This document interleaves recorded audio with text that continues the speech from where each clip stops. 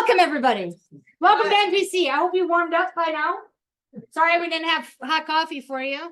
That would have been a nice call for our point. We're just getting our last folks settled in. If we need to pull in some more chairs, we surely can pull in some more chairs. It looks like there's a couple spots back here. I'm thinking, man, could I have you move to the wall spot? Aren't you? I bet it's a little easier for folks to go out there. Yeah, I gotta I'm sending you to the corner. You sneak back behind you here. You're good. So we've got a couple spots right up. It looks like there's one here. There's one there. Okay. And there's one back there. And there's one in the back there. We got one back here in the corner. All right. Now we're officially going to get started. Leslie loves it when I make it so she has to adjust the recording all the time. So just so everybody knows, we are recording today's session. So if you like what you hear and you want to share it with others, one of the things that you will notice out on the resource table is there's little cards that look like this. So you'll be able to share that recording on our YouTube channel with your friends, your family. But I want to welcome you on behalf of Supporting Healthy Aging. It is a new coalition. We're made up of a variety of people in the community, a variety of different agencies. One of the things that we are looking at doing is doing some recruitment of volunteers to help support the community. So there are recruitment forms that we're going to have out where you guys checked in. So you can either fill them out. We could pass them around here as well, I believe. I'll probably ask some of my lovely assistants to help pass these around. So if you're interested, you can sign up today with us, or you can always mail this back as well. There's information on these sheets. When you walked in, you received a full sheet of paper that looks like this. This is what you're going to need for your carbon monoxide detectors that we are giving away as part of this event. You need to fill this out in order to get these. We only have one per household. We're limited in what we can do, but that's a 2-pack. So you should be all right with your 2 to get you started. And Dan's going to go over more about carbon monoxide, but that's part of the grants that are supporting us here today as part of this event. Another thing that I want to point out is you all have, with your pens, a nice little postcard that looks like this. This is going to be your item to get into the drawing for one of our 5 carbon monoxide detectors. Fire extinguishers that we're giving away as part of today's event. We would not be able to do this without the support of our local hardware stores, including the Medford Co-op, Foreman's, Romex up in Gilman, the Hardware Hank up in Rib Lake. Did I mix those two up? No, Rib Lake is True Value. Excuse me, and Clayton Biles. So they all donated a fire extinguisher today as well. So you'll have the opportunity. All we want to know is, what do you want to know more about? So you can fill these out as we sit. If you have questions, you're like, you know what, I want to know more about what funding is available to help do home repairs in my house. Or I want to know more about transportation services, or I want to know more about nutrition and wellness. We want to know what you want to know about. So that's what these cards are about. So please make sure you fill these out. This is, you only get 1 per person, but more than 1 per household can put in for these. So with that, I think that was all my announcements.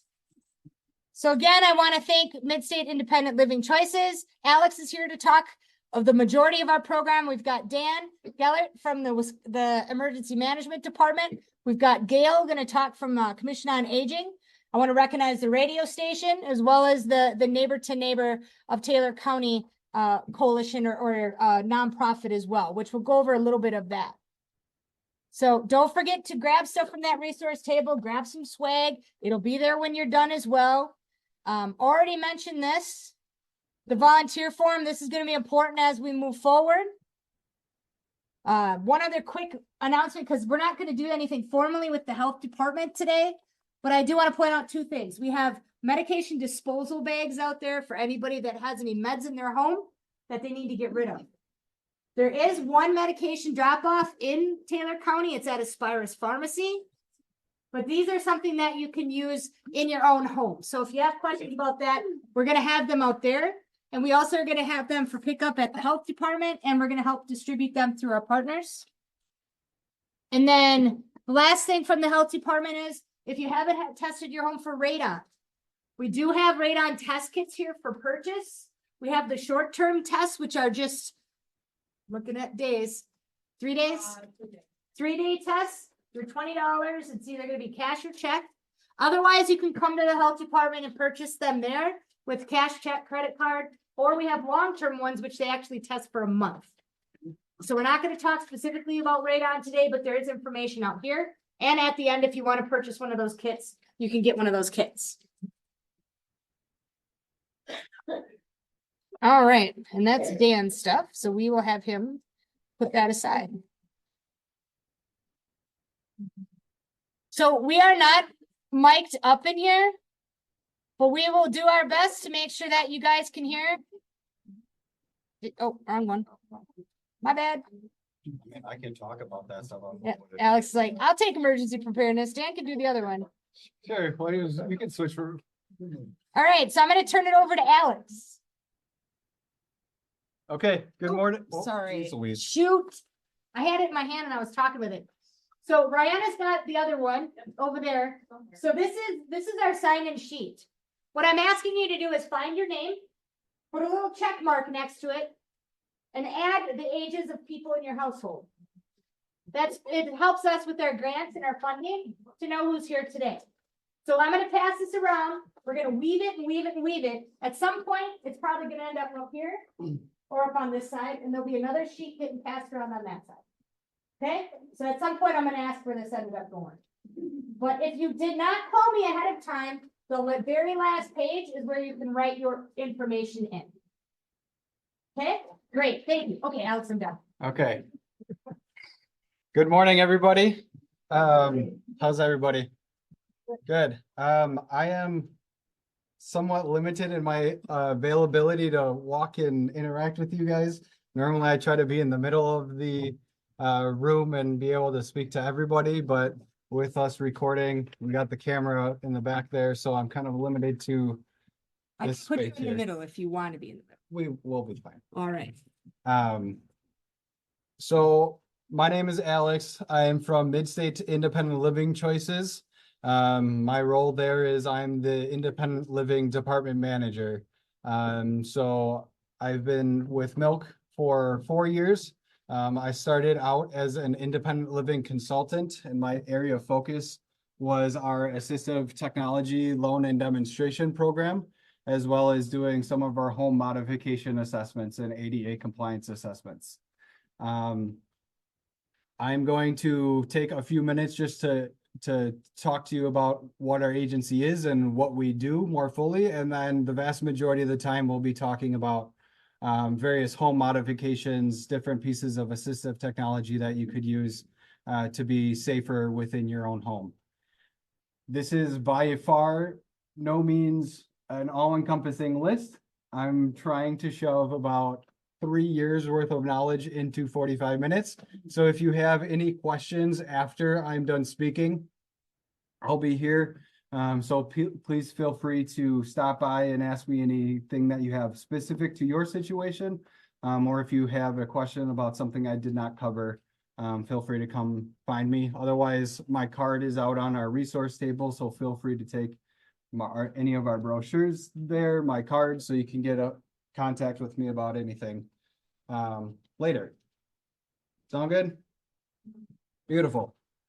So Midstate, we are a non-profit organization that works with individuals with disabilities throughout the lifespan. Our definition of disability is extremely broad. To qualify for our services, you just need to self-identify as somebody with a disability. So that can be something you have acquired through the aging process, an injury, something you were born with. It doesn't really matter to us. As long as you say, I have a disability, that's fine. We don't ask for proof. We just say, what do you want to work on? We develop a goal, and figure out what we can do to best support you to live out in the community for as long as possible. That is one of our big things. We want to keep people out in the community, living in the least restricted environment for as long as possible. We do that through a variety of services that I'll talk about on our next slide. But that's one big thing, is that diversion of going into a nursing home or assisted living, if that can be avoided. Our main office, or I should say our only office, is in Stevens Point. But we do service 11 counties, Taylor County being one of them. So we do quite a bit of traveling to get to where our consumers live. We don't expect people to travel to our organization to receive services. We'll meet you wherever you feel most comfortable. So if that's your home, here, the coffee shop, McDonald's, I don't really care. As long as I'm not going to get stabbed somewhere, we'll be fine.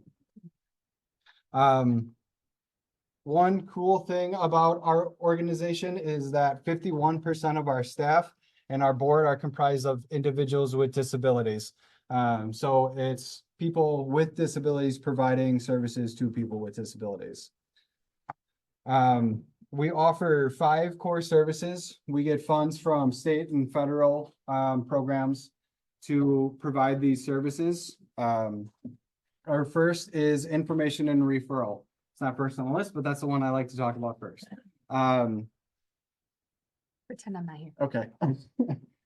Information and referral is if you have a question about disability or home modifications, really anything, you give us a call. We want to be that one-stop shop for you or anybody out in that community, so you can get the resources that you need.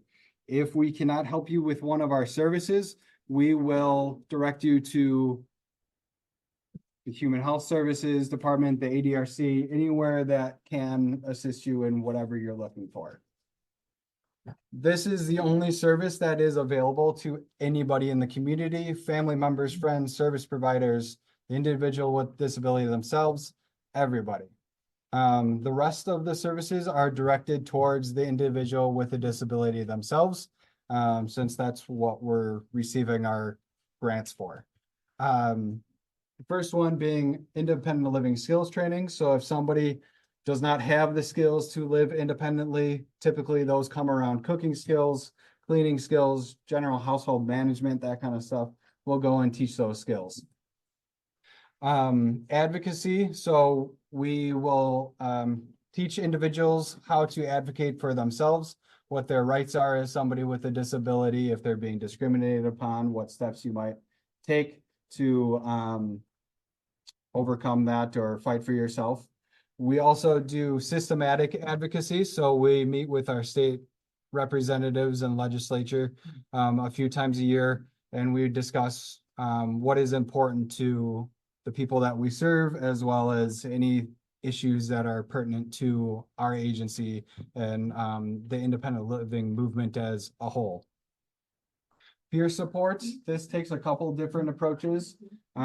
First being that since we have people on staff with disabilities, if we have somebody requesting similar services or services that has the same or similar disability that's on staff, we'll pair them together, have similar life experiences, know some resources that they can provide, as well as for individuals experiencing mental health or substance abuse recovery. We have certified peer specialists on staff who are individuals with lived mental health or substance abuse history that can speak to you about whatever you're going through and provide that support. Lastly, our core services transition. This takes a couple of different approaches, one being our youth transition. So working with youth with disabilities transitioning to the next part of life, either the community or secondary education or what have you. Also individuals who have been incarcerated that have disabilities transition back out to the community, and then transitioning from institution-based settings, so nursing home, assisted living, anybody in those types of settings that want to be out in the community as well as trying to divert that as much as possible.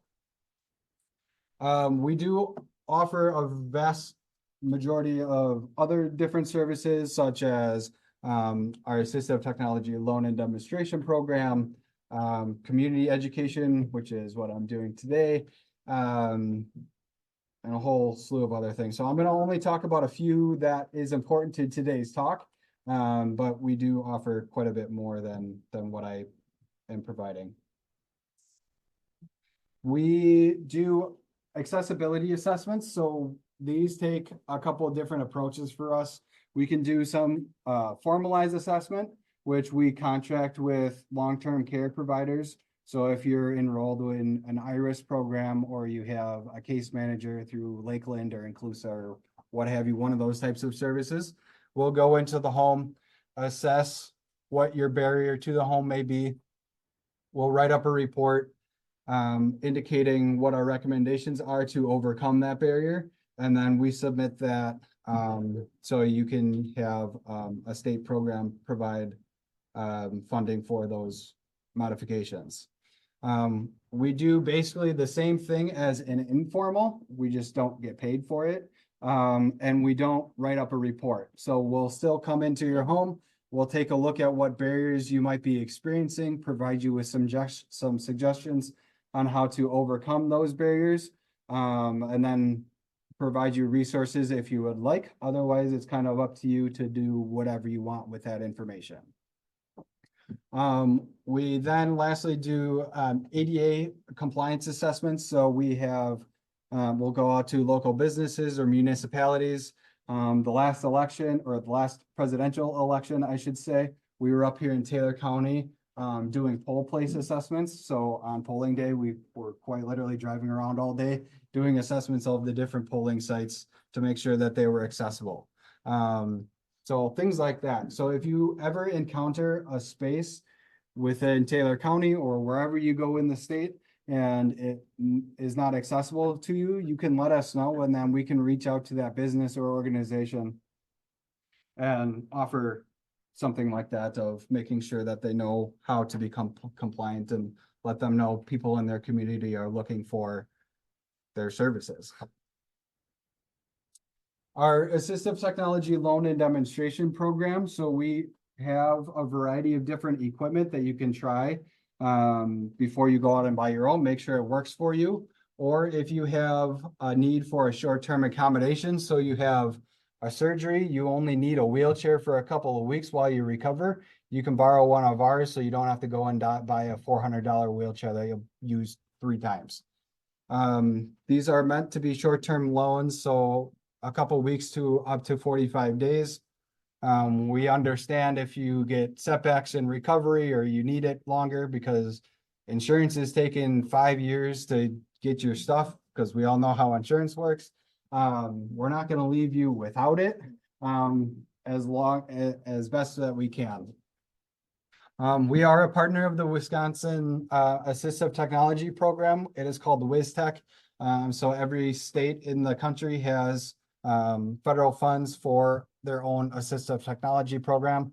Ours is WisTech. It's based out of Madison, like everything else for the state. All of our items are listed on a website called wisconsinatforall.com. That's the last bullet point.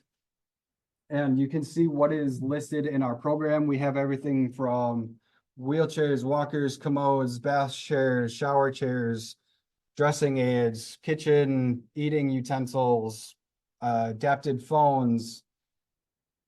Pretty much anything that you want to think of, we probably have it. Yes, sir. Where does a person have to go to get the wheelchairs and the other devices?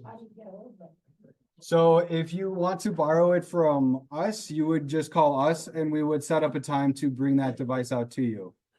I would like to tell everybody in this room that the VFW Legion has a big supply of wheelchairs, walkers, canes, and all those, and then the knee wheeler that you can wheel around. They just got some new ones, and those are available every day. I think somebody's there other than Monday, and it's free of charge. Yep. And there's a lot of them there. Yep. Yeah, ours is not the only program around. So definitely utilize all the community programs that are available to you. Yes, ma'am. That goes for 45 days too. Okay. Yes, Or more. yes. Oh, us. Midstate Independent Living Choices. So his cards are right here outside this table. There's coffee mugs on it. That's their information. So if you want to make sure you pick that up on your way out, make sure you pick that up. And just to repeat for the recording, the VFW locally has different medical equipment that people can borrow. You just reach out to them to get that information. And what did you say, ma'am? It's for 45 days or, you know, at first, if you need it more there, you can have it more. So for a period of time, 45 days, or if you need it more, you can get it for longer.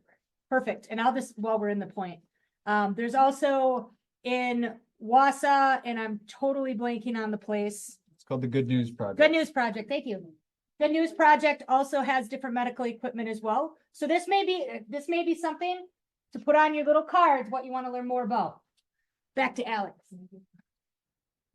I don't have any personally on me right now, but they're out on the table. I'll make sure to get you one. Isn't there another place in town that can, get equipment? Yeah, it was, on 64 or something. What was that, sir? Yeah, there are, I'm sure there are other medical suppliers. Sometimes ADRCs have they're a loan program as well. So if you don't want to go through us, we can always provide you with resources on where your local ones are, so you don't have to worry about anything if you need it for longer. But I just like to tell you that it's available. So okay, this goes back to our service area. So we service 11 counties. Everywhere in green is where we serve. So we go from Adams County all the way up to Vilas and Florence. So again, we do serve Taylor County. So you don't have to come to us to receive services or get equipment from us or do whatever. We'll travel to you. That's no skin off my teeth. I enjoy traveling. I don't want to be in the office 24/7. I go crazy. So days like today, I am very grateful that I get out and be able to talk to you guys. Okay. Home modifications. This is, again, not every single option that is out there. This is just to highlight what options are out there. Some considerations to make when you're considering these. And this is kind of broken out in between different areas of the home. So I'm going to start with entrances. We're going to talk about bathrooms. And that's probably all we'll have time for. Again, this is not an all-encompassing thing. So if you have anything you want to talk to me later about, feel free to flag me down later. But entrances. For individuals who might have vision loss, age-related macular degeneration, or what have you, cataracts, putting something on the edge of a step, typically something of high contrast. So you'll see yellow tape or anything, really any color tape that is very different from what the color of the step is, can help improve seeing where that edge of the step is. That's important so you don't go tumbling down the steps. You can also put grip tape on the steps. So this picture has both. The picture on the left, the black stuff is grip tape.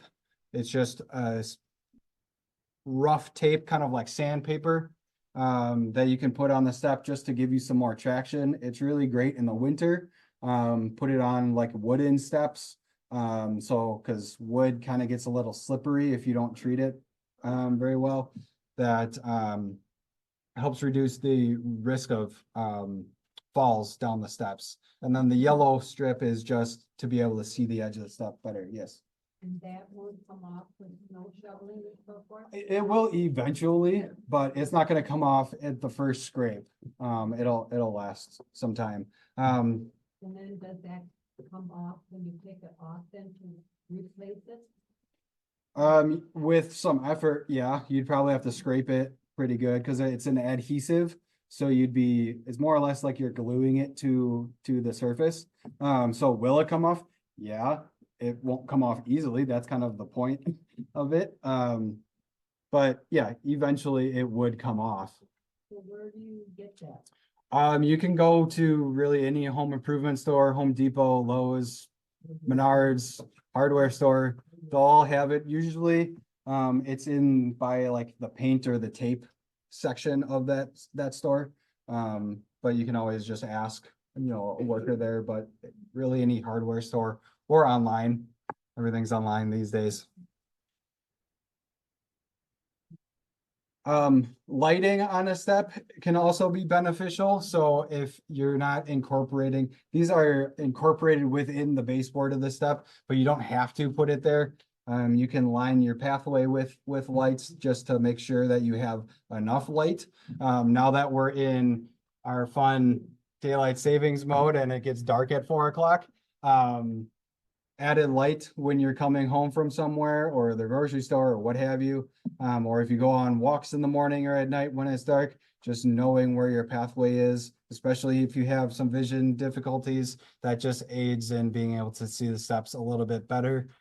So you don't go tumbling down the steps. Most commonly, when you think of home modifications for an entrance, 99% of the time, when I ask people, what do they want to overcome the barrier of their steps? 99% of the time, they tell me a ramp. Well, a ramp is not the only option, and in some cases, it's not the best option. So an alternative to a ramp could be long treaded, low-rise steps. These are steps that are only 3 to 4 inches high instead of your standard 7-inch step, but they're deeper so they can accommodate a mobility device like a walker, like a rollator or a 2-wheeled walker. So if you have the ability to still walk, but you might not be able to pick your feet up that full 7 inches, but you can pick it up 4, something like this could be beneficial. Yeah, it adds a couple of extra steps, but it might do some space saving. So if you live in an area where you don't have a lot of yard space, I know, more areas up here have generally a little bit more land, but in more urban settings, or if you're closer in town or an older part of town that has limited yard space, this might be a better alternative than a ramp that will take up, such a lot more space. We're gonna transition and talk about those ramps.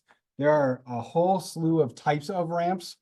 We have these portable style ramps in our loan and demonstration program. They range from 5, 6, 8, 10, 12 feet. They go in increments of 2 feet. So that's why you see that. These are generally, if you're gonna have company over that somebody needs to get into the house just every so often. This is not a permanent solution, but if you need it every once in a while, it's a pretty good one. Roller ramps are very similar, but they take up less space than a standard ramp, so it's easier for storage. They quite literally come in sections and you can loosen the bolts and they just roll up, hence the name roller ramp.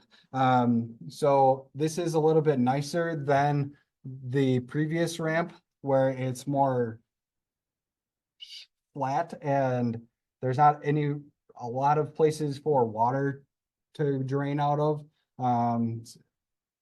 This has the slats in there, so water and snow will go through it a little bit easier to maintain. Not as much ice in the winter time as those other ones could. The slats kind of act as an anti-slip surface compared to the other one, as this black surface is that same grip tape as I pictured on the steps. It's the same surface. If you're looking for a more permanent solution, you can build a ramp out of any materials. Wood ramp, over the last 3 years during COVID, the price of building a ramp has varied greatly. So it's been a giant headache for us when we're recommending a ramp for individuals on what is the most cost-effective option. Right now, the last thing I heard was an aluminum ramp was more cost-effective than wood at this point. Next month, it could flip-flop. So it really depends. So I can't exactly give you an exact answer of what might be more cost-effective, but I'll give you some pros and cons of both. The pros of a wooden ramp, it's permanent, so it's not going anywhere. It will last if you treat it right. But the cons of it is you have to treat it every couple of years, otherwise it's gonna start rotting on you. It is permanent, so you can't take it and move it somewhere. They have to go in the footings, or the footings need to go in the ground. If you don't build it deep enough, you got the frost heave, and then you got a wonky ramp. But there are some general guidelines for a ramp that you want to consider. So we go based off of a 1:12 ratio. That is what accessibility guidelines recommend. So for every inch of rise, there should be a foot of ramp. So if you have 3 steps, take a standard step is 7 inches. We're gonna say 21 inches worth of rise. That's from the ground to the top of the step. And that means that you would want about a 21-foot ramp.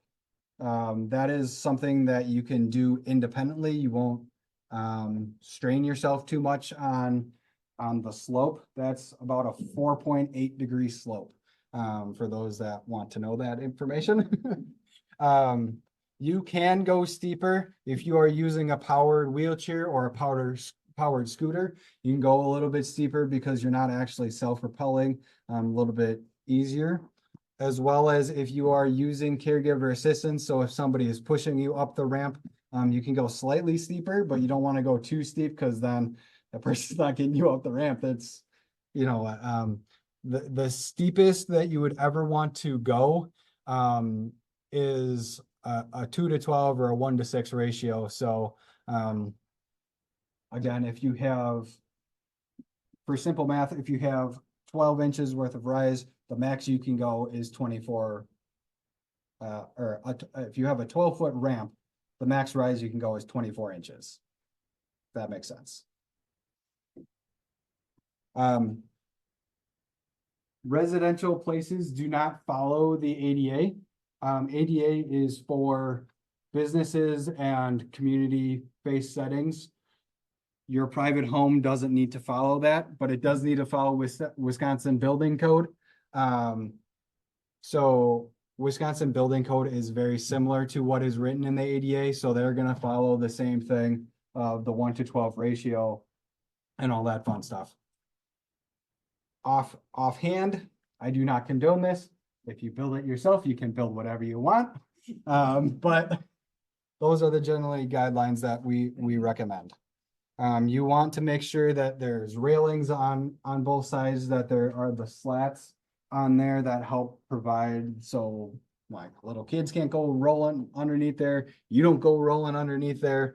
As well as adding a non-slip material. So either using that grip tape that we've been talking about, or throw some paint down and throw some sand on there so it just makes it more grippy.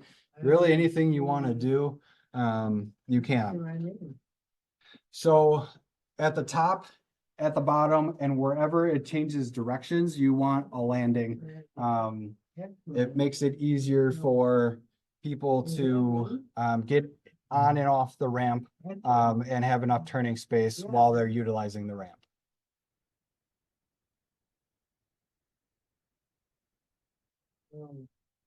If you have limited space or you need a really long ramp, say, I need a 30-foot ramp, but I only have X amount of space in my yard. I can't fit that in my front yard or side yard or wherever it's going to be. You can do what's called a switchback style ramp, which is just, it zigzags. That's what you'll commonly see at, municipality buildings, anywhere that you kind of got to wind yourself up. That's to accommodate for that higher rise. So you're not going at such a steep slope. So that way it's following that 1:12 ratio. But you just got to take a longer path to do it. So wherever that ramp changes directions is where you want another landing, just to, one, provide you a rest area, and two, make sure you have enough room to make that turn. Aluminum ramps in general are, again, at this time, like I said, these could potentially be more cost effective. That could change. Like I said, during COVID, when the price of wood went up, these were cost effective. Then everybody was doing aluminum ones. Then there came a supply chain issue with that, and then you couldn't get the aluminum ones. So then wood became more cost effective. So it's all a game of what is more cost effective at the time. But in general, these are great if you are renting a house, or if you might not need it for a long period of time, because these can be taken apart, moved to a new location, really do whatever you want with these. These are not anchored into the ground. They just sit on top of the ground. So that makes it a bit easier. There are vendors and companies that come out, sell these, make sure you have the right distance, pieces, all that kind of stuff. So you're not having to try to figure it out by yourself. When it's raining or anything? Potentially. They do make some that have more grip to them than others. The other thing is during the winter time, you don't want to use salt on them. You'll want to use an alternative because the salt will make them rust, and then you don't have a very good usable ramp. How about ashes? I've never heard of anybody using ashes. As long as it doesn't make something rust, I would say it would be fine. But usually sand or kitty litter, any of those kind of alternatives are pretty good. Threshold ramps, these are great for your doorway. So if you have a step up into your house, generally, we're talking about 6 inches or less. If you're more than that, you're looking at more a full ramp, but anything 6 inches or less, you can look at one of these threshold ramps. This just eliminates that need to pick that foot up and get up and over. They make ones for patio doors and all this other stuff made out of rubber and metal, some that you have to attach to your doorway, some that just are heavy enough to sit there. So there's a whole slew of different types of threshold ramps, but this allows you to get into your home a little bit easier, just straight at the doorway. If you're building new, it's best if you can build it with a 0 threshold. That way you're just walking into your house and you're not actually having to pick that foot up. But not a whole lot of people are building new in that way, but. Okay, another alternative to a ramp can be a vertical platform lift. This is a great alternative if you do not have enough space in your yard, and those long treaded steps won't work. So if you're in a wheelchair, or you're going to need a wheelchair in the future, those steps probably aren't a good solution for the future, because you're not going to go bouncing down the steps, or at least I hope you're not going bouncing down the steps to get out of your house. So if you have limited space, this is a great option if you have a higher rise than needed. I had an assessment back in Point where they didn't have a whole lot of space, but they had a split level house. Their back entrance was really the only viable entrance to modify, because the split level we weren't able to modify that, but it was 70 inches worth of rise. I'm not going to put a 70-foot ramp in their yard. So I recommended this. People are concerned about Wisconsin weather, about how well it will hold up. They make ones that have weatherization packages to them, so it costs a little bit more, but they hold up just fine in the winter and stuff like that, as long as you're properly maintaining them. You're not beating them to hell or doing anything like that. If you do not have a concrete slab it can go on, or one that meets the requirements of it, then you'll need to put a new concrete slab down. As well as if you don't have an electrical source to run it, then you'll need to install one of those as well. So that adds to the cost. But it could be potentially a good option. Questions about entrances? Yes. Yeah, if you're coming outside, you wanna go down the steps. Is that pretty difficult because your incline is too steep? What do you mean by that? Well, what's better, that a 3-inch drop at a time is better than but your weight is gonna be pushing. It depends on the person and what their mobility abilities are. If they're less stable on their feet and there's a potential for a fall, maybe those steps aren't a good option. Because once you're starting to go down, you're going down. Doesn't matter if it's a step or a ramp or what. So it's hard to say without knowing the person directly. So in other words, maybe. You'd be laying on the ground instead of flying. That automatic remote wheelchair, are they good, better than hand? I'm gonna give you the same answer, maybe. They're definitely more costly. If you're trying to get it through insurance, your doctor needs to show and prove why you need that over a manual chair.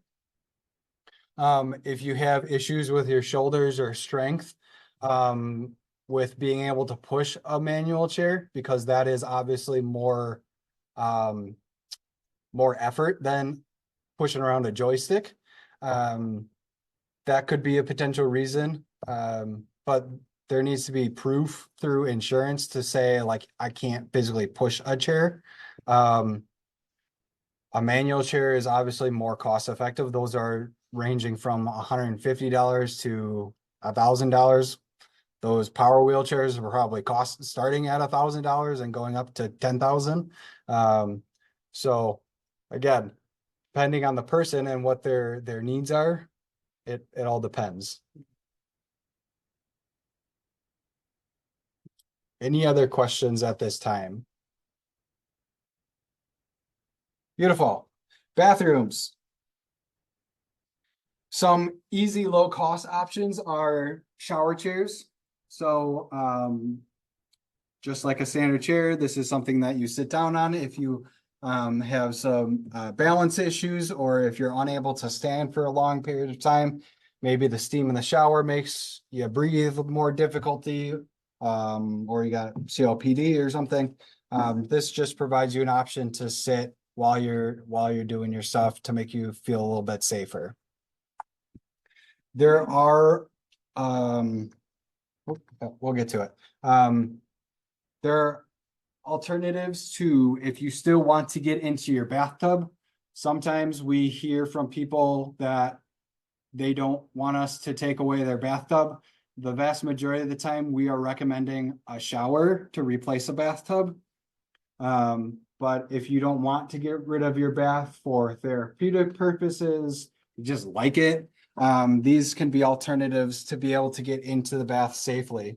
So these are called bath lifts, and they basically suction cup to the base of your tub. They're something that stay there. You can easily remove them whenever you don't need them. But basically they raise and lower so the meet your tub edge. So you'd sit on the edge of your tub, swing your legs in and slide yourself onto the device. And then it is remote operated, that it then lowers you down into the tub.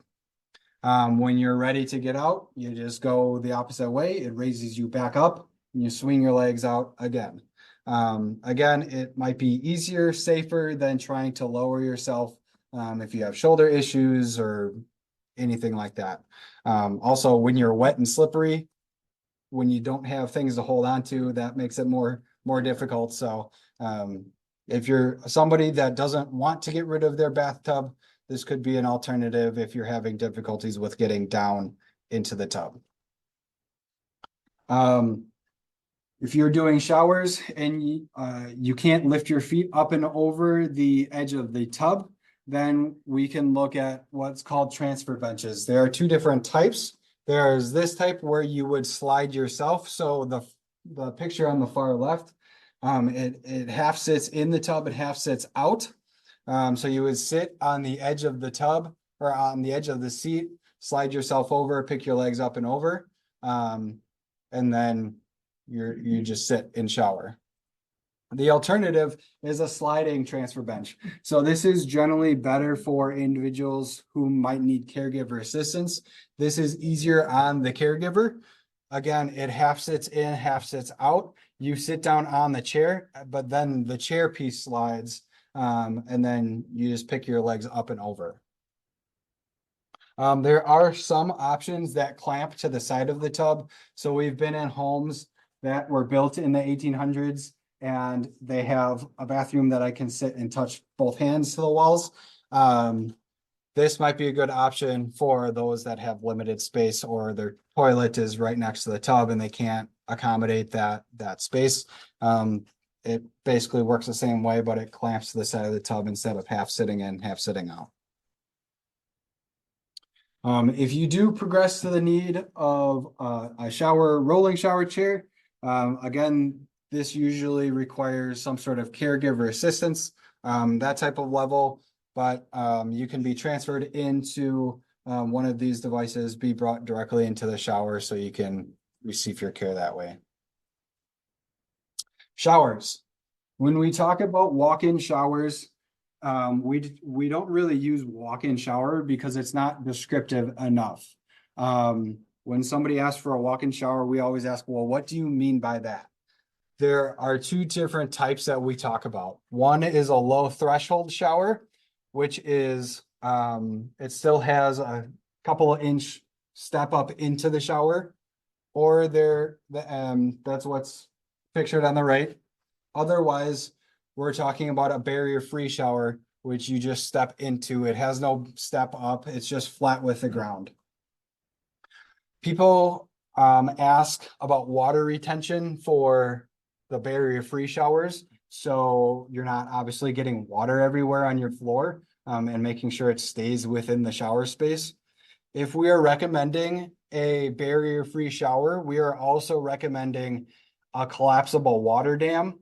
So it's literally a strip of rubber that goes on the outer edge of the shower pan that will aid in that water retention, but it's collapsible so you can step on it and then it'll pop back up. Or if you're using a wheelchair, you can roll over it and it just pops back up.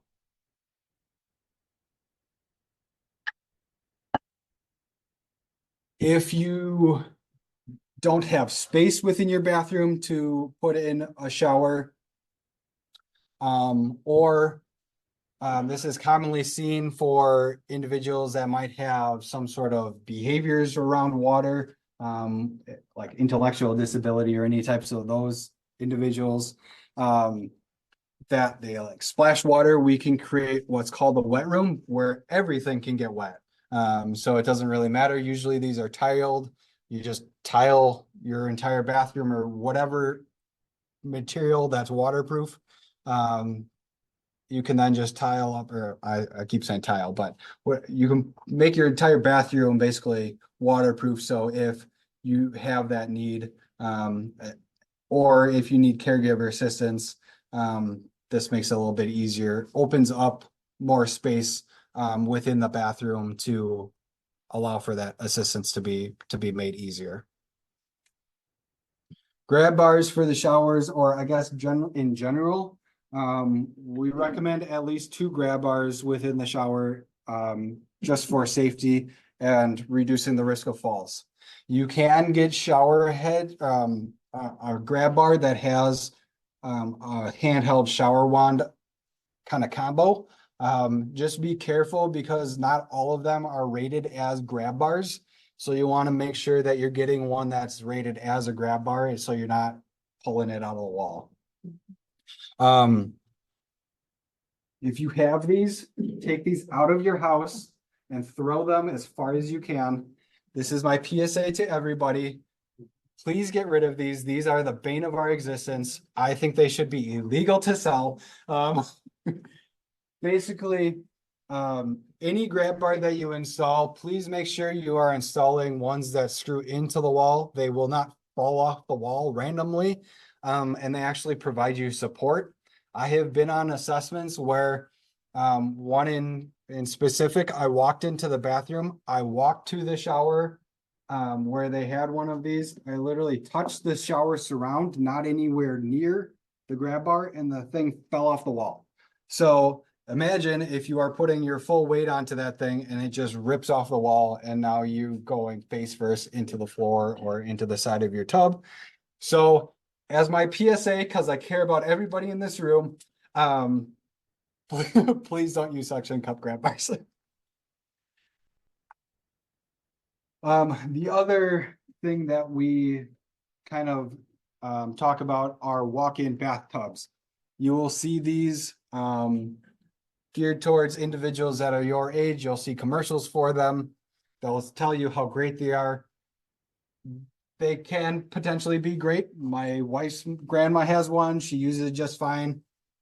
But again, it all depends on the person. But some things to consider would be your mobility. Are you able to maneuver around that door? Typically that doorway is not very wide. It's only about 10 inches wide usually. So you have to kind of shift and shimmy your way in there.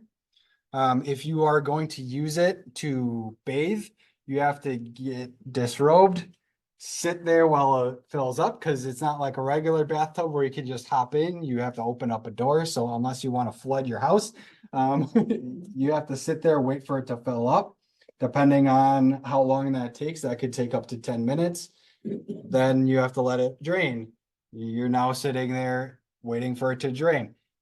If you have difficulties with temperature regulation, that means that you could potentially develop any sort of issue with being cold or wet and all that fun stuff that we want to try to avoid. There's limited transfer options, so you can't really use like a shower chair or that sliding transfer bench that I talked to you about. Can't really use that in here because there's not enough space.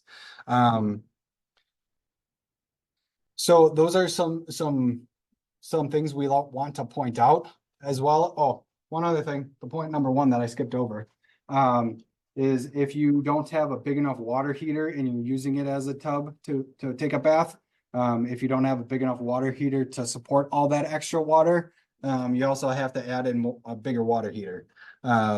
So that's another thing to consider. Toilets. There are toilet seat risers.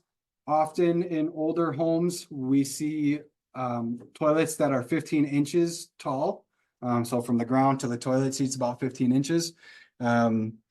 Individuals can have difficulties with lowering themselves down that far, as well as standing back up. So this could add about 3.5 to 4 inches to your toilet to make that easier. Some people don't like the look of this. They don't want the stigma that comes around it. So there are ones that can go, I don't know if I have a picture. Oh, yep. Oh, geez. That go on the base that does the exact same thing. You just take the toilet off and put it on the base. Takes a little bit more to install than just the one that goes on the seat, but it looks a little cleaner. An alternative is to get a new toilet that's at least 17 inches tall to make sure that it makes it a little bit easier to go on and off the toilet. Grab bars, you can put grab bars surrounding the toilet. You can do what's pictured on the far right. That's more or less ADA compliant style. But alternatively, you can use toilet safety rails, so they would secure to the back of the toilet where your lid secures. You just pop off those bolts, you put this on and you put them back on. It's a couple minutes to install. You can also have standalone ones that sit right up against your toilet bowl. Those are a little less secure because they're not actually anchored into anything.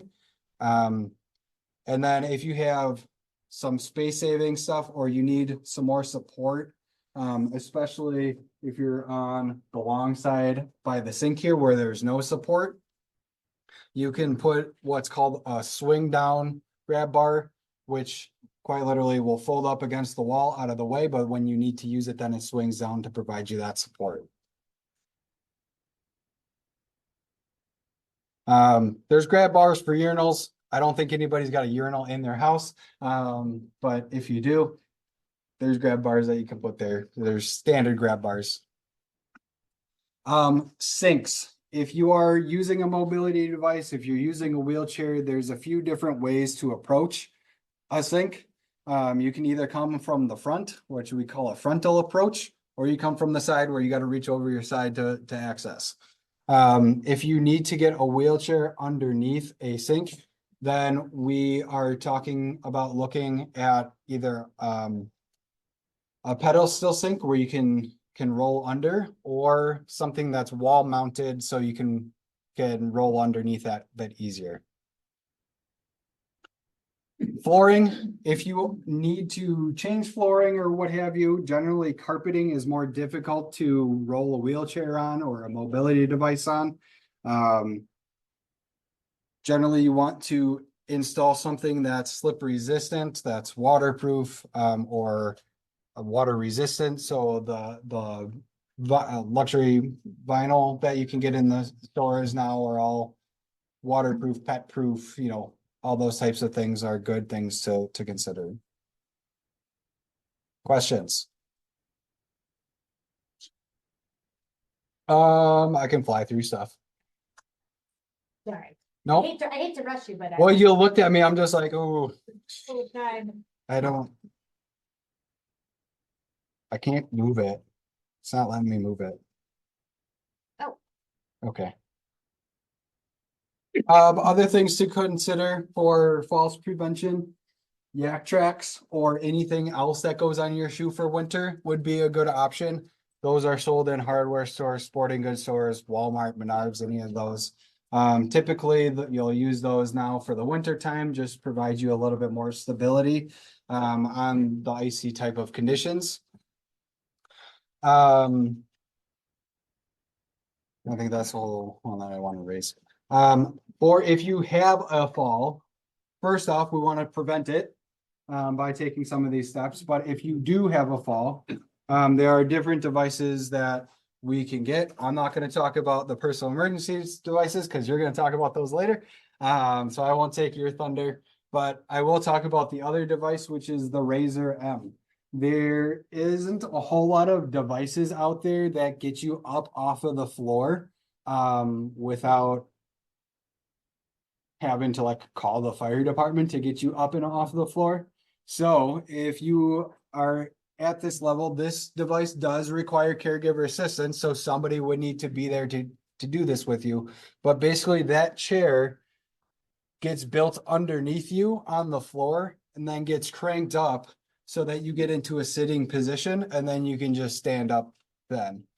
So if you are a caregiver or somebody is caregiving for you and they don't have the strength to get you up off the floor, or they're sick of yanking you up off of the floor, something like this could be an alternative. That bath chair that you show. Yes. Works perfectly. Yes. Funding sources. There are a whole slew of funding sources for home modifications, one being the VA. So if you are a veteran, you can look at the VA as a potential funding source. They usually cover that. Depending on the type of disability, if you have a specific type of disability like ALS, MS, those types of organizations that have a foundation, they generally have some sort of funds that you can apply for to receive some sort of assistance. It probably won't cover everything depending on what you need, but it's a start. Family care programs, so those are the Medicaid waiver programs. So you can talk with the local ADRC and see if you are eligible for any of those programs. Generally, they do what's called a functional screen and they determine your eligibility. If you are eligible, then you can pick whatever program. Then we can do one of those formalized assessments that I talked about at the beginning to have the state of Wisconsin potentially pay for the cost of modifications. And there is ADRC information out here. WisLoan is an alternative loan program for the state of Wisconsin to cover the costs of home modification, vehicle modifications, and other assistive technology. These are loans, so they do have to be paid back. The other thing is that you have to go through your local independent living center, which is us. So you'd call us to apply, go through the application, do all the fun stuff that goes into the application for a loan. Currently, the interest rate is at 4%, which I understand is pretty good compared to other loans that you could potentially get. But this might be a good option if you have a lot of medical debt or bad credit, because they take that into consideration more so than maybe a traditional bank would. So it's just another alternative. Lastly, talk about local organizations. If you have various church groups or Habitat for Humanity or really anywhere like that, you can look at building those relationships. I'm gonna interject in there. So Neighbor to Neighbor is our local group. There is information out on the table out there. They do have an application actually in their brochure. So if you are looking for assistance, it is income-based and they can do everything from ramps to grab rails to handrails, and some other assistance. So this information is out on the table. That's what I got for you. Again, if anybody has specific questions on their situation that you want to talk about, or do you have questions about anything that I did not talk about, please find me by my table or wherever I might be. Also feel free to grab any of our brochures or my cards so you can reach out to me later. Thanks, Alex. Thank you. All right.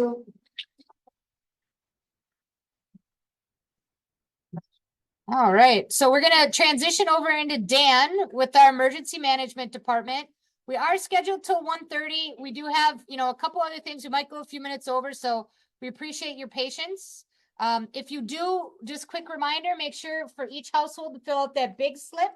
And then make sure that you're also filling out ideas for future events. Whoops. Dan. Now they know the whole thing. You ruined it. Ruined it. All right, let me get out of the way. And you want to go on that side? Yep. Okay. Hello, everybody. Thanks for coming. I'm gonna be really quick, sweet to the point, get this wrapped up for you. I'm gonna talk about being informed, being prepared, and basically having a plan in emergency management. What I want to cover is why older adults are going to be more vulnerable to disasters. Talk about the 3 steps of being prepared, which is basically making a plan, having a kit, being informed, and then also I'm going to follow up on some stuff. So why are older adults more vulnerable to disasters?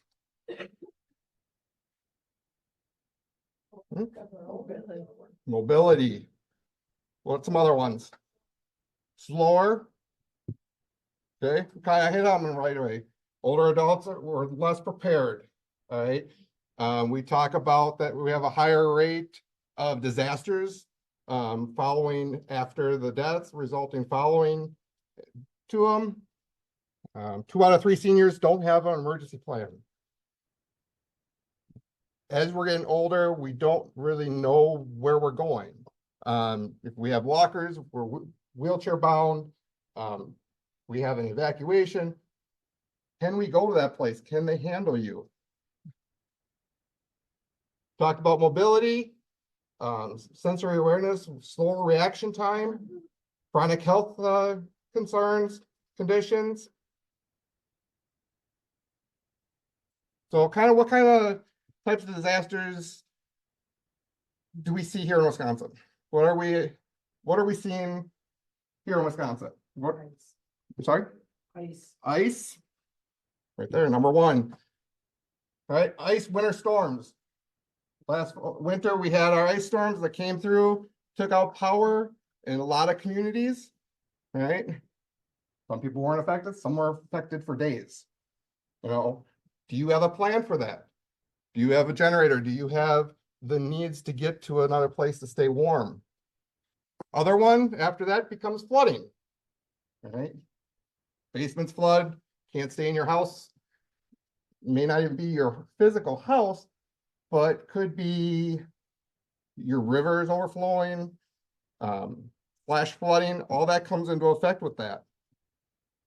Fires are another emergency, whether it's a small appliance fire, your full house, could be not even in your property, could be a wildfire that you might have to watch out for. This is something that we just learned this past year, right? We talked about air quality. With air quality, basically here in Wisconsin, it was pretty poor last year. One of the biggest things that we're working on moving forward, and how do we get that information out to you guys? Really big on the California with all the fires out there, but with Canada having those wildfires, that pushed all that air down to us, which affected us here in Wisconsin.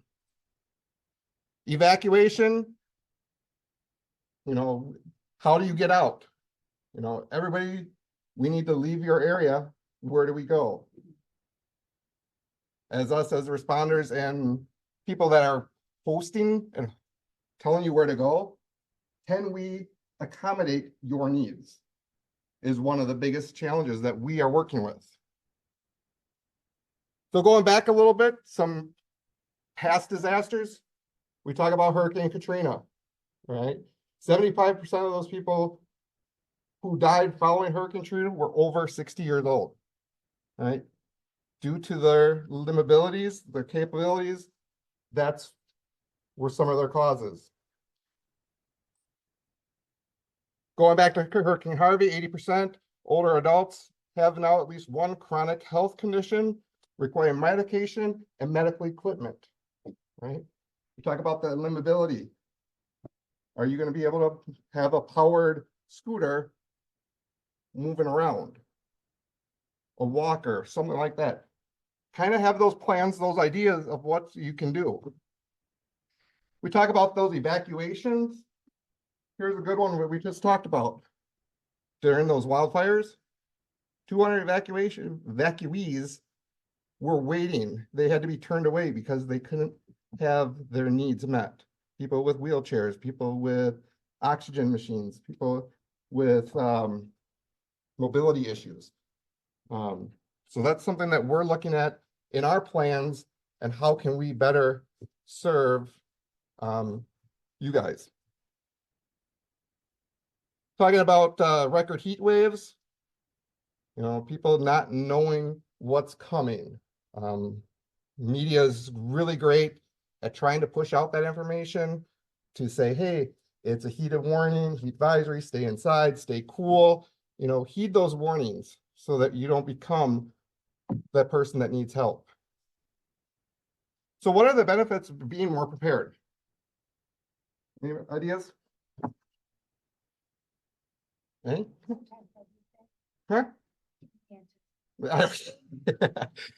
We want to make that plan. All right, making that plan, discussing with your family members, caregivers, what's going on. If you're in a facility, if you're in a home, you go to a center, talk about your plans. Find out what you're going to do. What are the steps?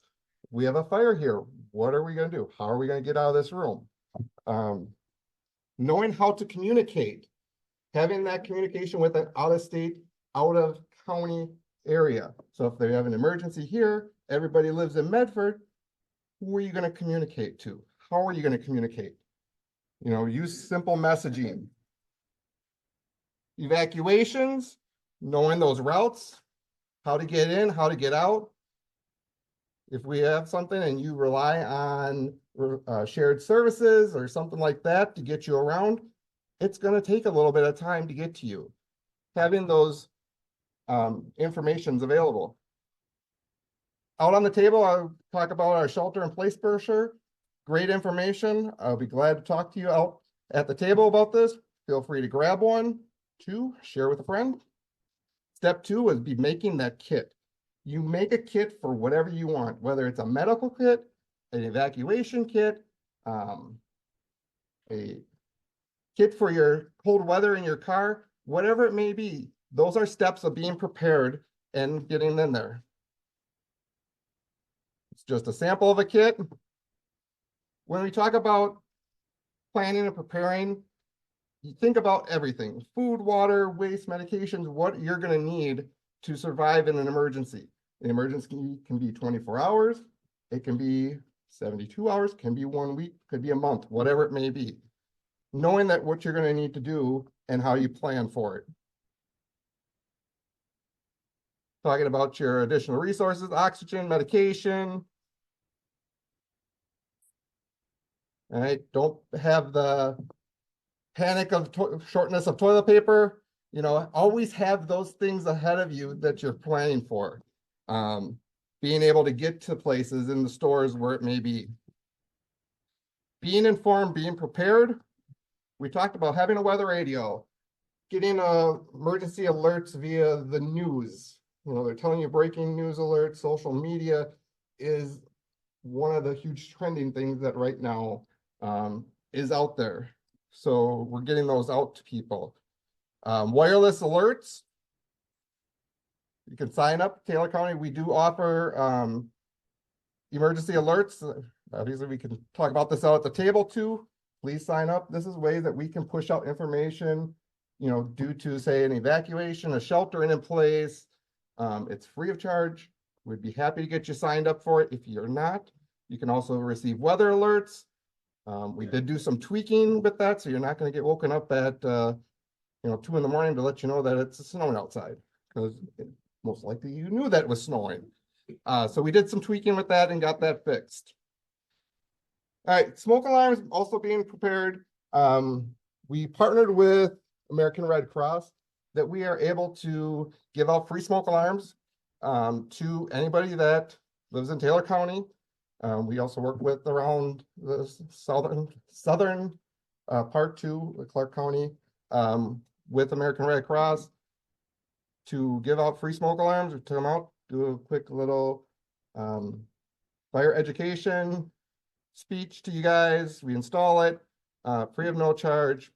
Today you received your carbon monoxide detectors after participating in the survey. Those should be installed. If you have questions, please. I don't want to move too fast through this.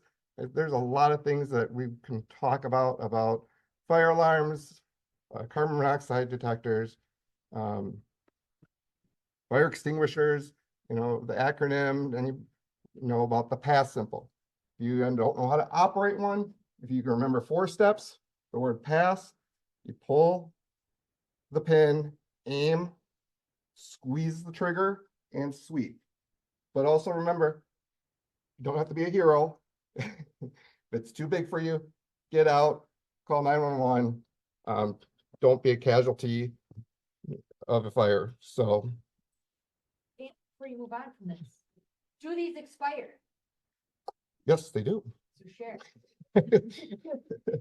Yeah. Smoke alarms do, and carbon monoxide, they do have a shelf life, normally of 10 years. Batteries, we like to say, change your batteries once a year, test them once a month. Same thing with your fire extinguishers. They don't have batteries, but they do get rock hard. So it's always looking to turn it upside down, shake, get that powder loose a little bit. Probably by a show of hands, there's not many. How many have turned your fire extinguishers upside down recently? Okay, a couple of them. Good. Because what happens is all that powder gets stuck in the bottom and they don't function very well.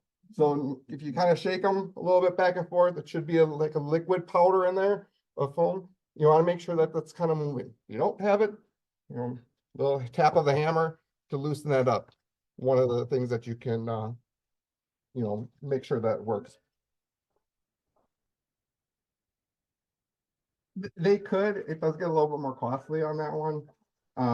It's almost cheaper just to buy a new one, when they come with that. Other things that you can do to be more prepared, know the signs of cardiac arrest, someone having a heart attack, learning first aid, CPR. Those are things that, we can offer here from the Health Department, Emergency Management. Other classes, we can resource out to you to learn more about, those important steps. So I just want to also say that we do spend a lot of time preparing for the big events. Let's make planning for emergency management or any kind of emergency preparedness. I'm sorry, one of them. So, but anything of that, I know I was kind of fast. I will be here afterwards. Be happy to get you signed up for emergency alerts. If you're interested in receiving a smoke alarm, please feel free to stop by my table out back and I will be glad to get you signed up. Yes, sir. Is there a shelf life on the carbon monoxide detectors once they've been installed? It's normally 10 years on the manufacturer date. Yep. And I think these might save 5. We'll have to take a peek. Is there any height level on a carbon monoxide monitor? Like from the floor to the ceiling? So the safest place to install them normally is on the bottom.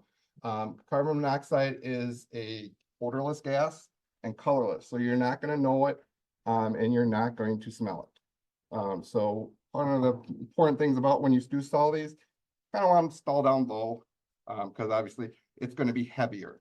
So it's going to go heavier to the ground and work your way up. So in case you're sleeping in your bedroom, you're sleeping normally about this height, about waist height, that carbon monoxide is going to be heavier as you get up. So it's one of those odorless, colorless gas that could be very harmful.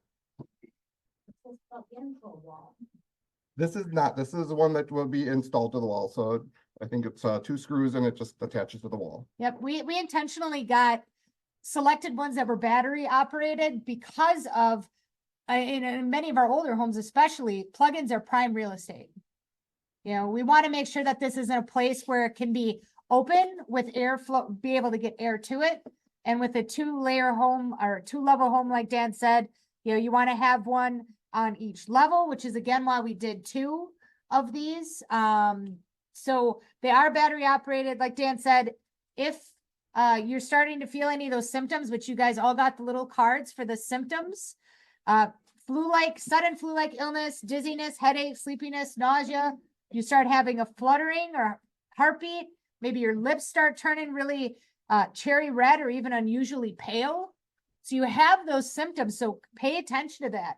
Don't wait. Make sure you get out of the house. If your alarm goes off, get out, call 911. We are working with our fire departments to be able to get testers. So they'll be able to come in and test your house to see if there's a leak. But we don't want you to wait around for that to happen. We want you to get out and get that fresh air because it can be very dangerous. And for individuals of all ages, really. So make sure you share this information with your families too.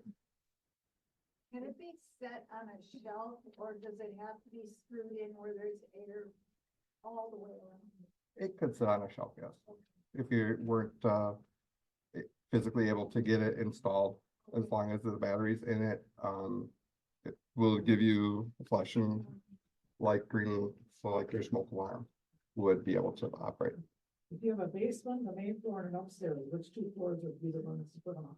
Basement and main floor. Basement, main floor.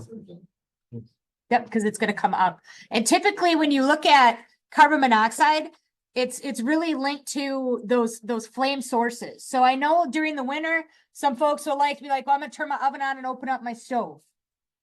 Don't do that. That can put you at a higher risk. Using things like kerosene lamps, using other heating sources, you need to be very careful of this. The plug-in electric kinds, not so much. We're not talking about those necessarily. We're talking about anything that's going to use a gas or combustion to be able to give that added heating source. So on days like today, when it's cold, you may be tempted to do that, but it can put you at a higher risk. Remember, it is odorless, colorless, you're not gonna know. So just your heating elements, you know, have your furnace serviced, especially if you have a wood fireplace, stuff like that. Make sure that chimney is cleaned out annually, that, you know, that creosote is not gonna be in there. So it's one of the good things. By all means, I know I went pretty fast in this and I could have spent probably about 15 minutes just alone talking on each one of those different things. I do have, you know, time afterwards. Please stop by. Yep. I'd be happy to talk with you guys. So, oh, do you have a question?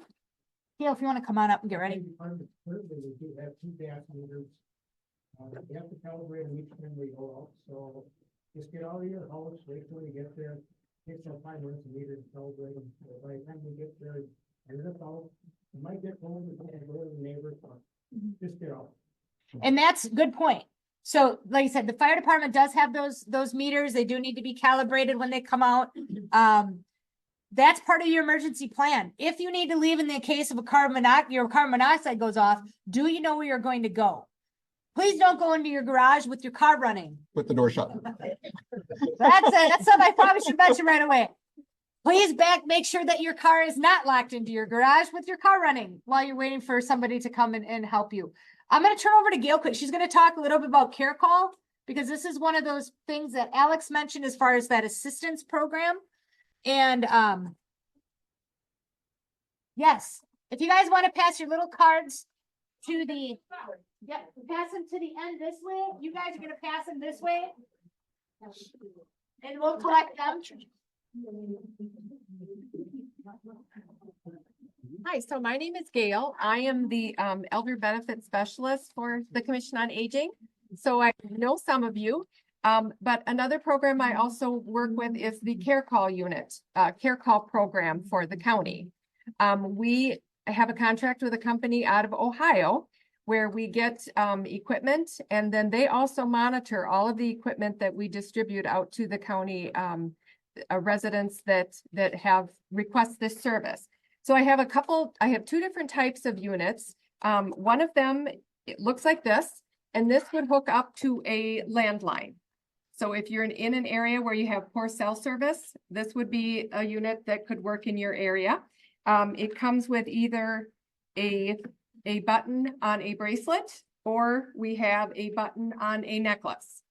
To another types of unit I have is, this is a brand new one. So we're kind of excited about this. This is a cellular unit. So you wear this as a wristband. When you press this button, it Look how fashionable it is. It looks like mine. It looks like a yeah. Your grandkids will be impressed. That's why we're excited. So you press this button and it will make a phone call for you off of a cell phone tower, off the nearest cell phone tower, closest to where you are. So this unit will work wherever you are if there is cell phone reception. You do not have to have a cell phone to operate this one. And then I also have one that can be worn as a necklace. All of these units are available with a fall detection. So if you have, people strokes or someone that has some fainting issues, the unit itself will detect that you have fallen and will automatically call the care center. So just a quick information about what happens when you press the button. You will be answered through the device. Your phone call will be answered 24 hours a day, 7 days a week by someone in Ohio.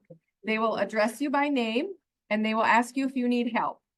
And at that point, you can say, I fell, I'm fine, but I need someone to help me get up. They will then call people off of a contact list that you would have provided. It can be a neighbor, it can be friends, it can be a relative, someone that's close by that can come over and check on you. They will stay on the line with you until that person comes to check on you and make sure you're okay. If you are having a medical emergency and you don't have time for them to call a friend or a relative, they will call EMS. They also will, if they can't reach a friend or a relative on your contact list to come help you, that in that situation, they will also call EMS to come check on you. So it's a nice system because it will eliminate you having to find your phone to make a phone call if you're having an emergency. It also prevents EMS from having to go out a lot of times just to help somebody up off the floor when a friend or a relative could come and do that. So this unit is $25 a month. And then the cellular units are $35 a month. We don't bill you. We give you a booklet and you pay when you're able to. Our accounting specialist kind of keeps track. If you get a little too far behind, she might send you an invoice because we don't want you to get so far behind that it's difficult to pay. We also can, if people are having a financial hardship, sometimes we can find funds to help with that. We don't want you not to have one because you feel like you can't pay for it. So I do have these devices here if you want to take a look at them. I also have some brochures that I can give you about the program. Or if you have any quick questions, I'd be happy to answer. Are these available in Taylor County? Yes. And So where do you go? you would call the Commission on Aging. Okay. And I will either, if it's a landline one, I will come to your house and I will set it up for you. I will also bring out the cellular units to your house. We test them and make sure they work before I leave. So. Does it work? Say you don't have your watch on and you're in the garage. How far does that? Well, you can't extend? press your button if you don't have it on. Right. So that's the what most I'm important saying, part yeah. of this program is that if you get these, you have to wear them. Okay. So, yes. Okay. But now with the landline unit, if you press your button and this unit has to be hooked up to your phone. So if you're not close to your phone and you press your button and they can't hear you speak, they will call your phone, your home phone, Okay. and check on you. If you don't answer your phone, they will again go down your contact list to have someone check on you. Okay. So, Gail, yes. I had an experience I have to tell you about.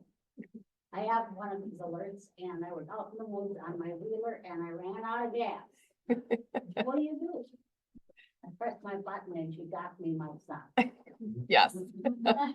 Yeah, and so, Does everybody hear that? right. That, because just because of the mics, just gonna say that again. She was in an instance where she was out in the woods. She ends up running out of gas on her wheeler. So she's able to push her button, but she must have the cellular one, Mhm. push the button, and then her son was able to come save her. Yes.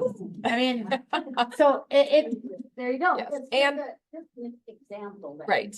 That's a good example. And people worry about, well, what if I bump it? What if I press it by mistake? They don't care. Those people are there You would not be the 24/7. first. You exactly. And they are more than happy to make sure that you are fine and that it was just an accident. So If you go on a vacation, but that would have been another story. yes, it does. They have GPS tracking. So if you were to press it, it may go to the nearest EMS emergency.